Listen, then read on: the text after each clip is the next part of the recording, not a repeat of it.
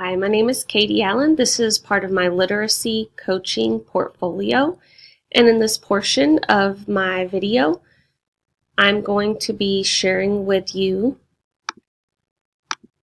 the theoretical foundation behind my framework of my curriculum design. Of course, we started with data because data always drives our instruction. And so we looked at, as our stakeholders, we sat down and looked at our third grade development reading assessment or DRA level of our students, and we found that we had 52% of our students above grade level. There were 20% of our students on grade level and 27% of our students below grade level. This data is measuring students' fluency and students' comprehension. The fluency assesses for rate and also for accuracy. And students are identified as having to be on grade level if they are reading at that level independently. Through the DRA, we also find instructional levels, which are providing guidelines for our instructors, our ELAR instructors, to place the students in small groups for small group or guided reading instruction when we're looking at kindergarten through 6th grade. Additional data included our reading benchmarks, which are released STAR exams, and our students at the middle of the year, 11% of our students mastered the STAR, 22% meets, 34% was approaching the passing standard, and then 33% of our students scored below the standard. And so our goal in our curriculum design framework is to increase and grow our students in their reading benchmark scores, also in their DRA scores, so that they are continuing to grow no matter where they are in their literacy growth and their literacy walk, that they continue to grow and make improvements. The goals of all of our curriculum design was first to integrate content to create opportunities for students to listen, speak, read, write, and think about text. Our goals all are taken from the new TEKS for ELAR that will be implemented in 2019. And by integrating our content, including social studies, math, science, it is in order to help create authentic student learning. Again, allowing students to listen, speak, read, write, and think about text. In addition, our goal is to accelerate the acquisition of language to develop high levels of social and academic language. Often our students come to us with great social language, but seem to be missing that academic language, which we find as we read authentic text or as we are working on standardized exams. This seems to be an area where our students fall short, and it becomes evident when they are reading.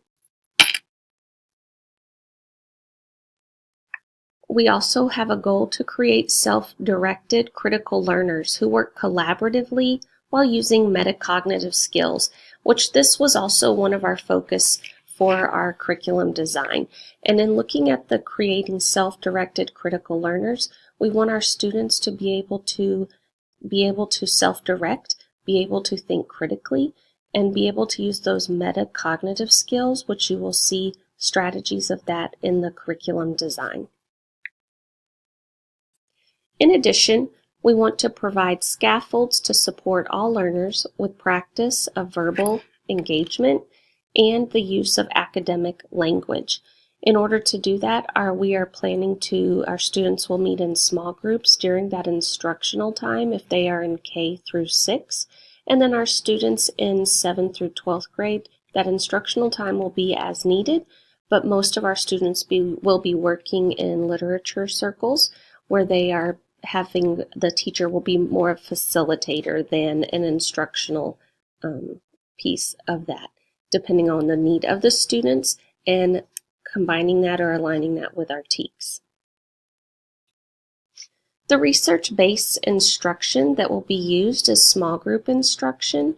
This is where we are able to provide that scaffolding, where we are able to meet all of our students and their needs, including special education, dyslexia, gifted and talented, our average learner, all of those students that are needing that differentiated learning. This small group instruction allows time for that at all grade levels. We also include print-rich environment in every classroom. We also provide that in our libraries. Our community is currently without a library, and so it is even more essential that we provide opportunities to text, specifically student choice, so that students are able to continue to grow with that in love of reading. As suggested by the new TEKS, it's all coming back to bringing back that love for them to read and to write, for enjoyment, and for it to be integrated and interconnected.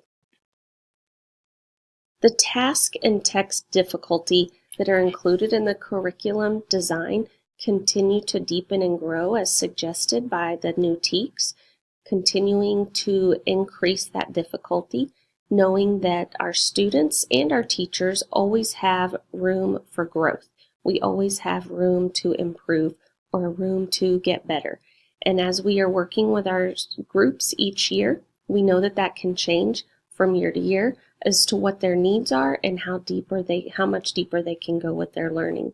And then we also focus on comprehension and being able to understand, being able to think critically, being able to explain, and being able to do all of those components of the new TEKS where they are reading, writing, listening, speaking, and thinking are essential for them to be able to be productive students, be productive citizens of the future, and to be involved in their community and to make an impact on those around them for success.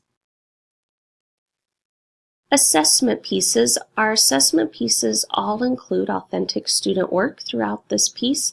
It was essential that we provided students opportunities to create authentic work rather than repeated worksheets or an overuse of technology where there's fill in the blank or multiple choice. The design structure includes an interactive notebook for every student where they are using that to gather information or to use as a resource, and then also using it to show their practice. But then authentic student work, that assessment piece, it always includes some type of performance assessment where students are creating. We rely heavily on graphic organizers as they seem to have shown that they are effective with all students, all learners, showing that they can provide a great opportunity for differentiation through whether it be giving the student a template or giving students the opportunity to create their own. We're able to meet students' needs. Of course, standardized tests are part of our life as educators, and so one piece that is included every 6 weeks is that we do include a unit assessment piece, and that is where our students are given the opportunity to use standardized testing strategies and to be able to actually use those same TEKS, all those skills that they've learned, and apply them to a standardized test where they're selecting an answer choice. So our students are doing that as they are also working. However, the goal is to come back to that authentic student work where students are always each day throughout the day in all of our classes, specifically ELAR, they are working to be able to work on listening, speaking, reading, writing, and thinking, and building that critical thinking piece. This is my literacy coaching portfolio, and this is my foundation for my theoretical foundation for Framework. Thank you.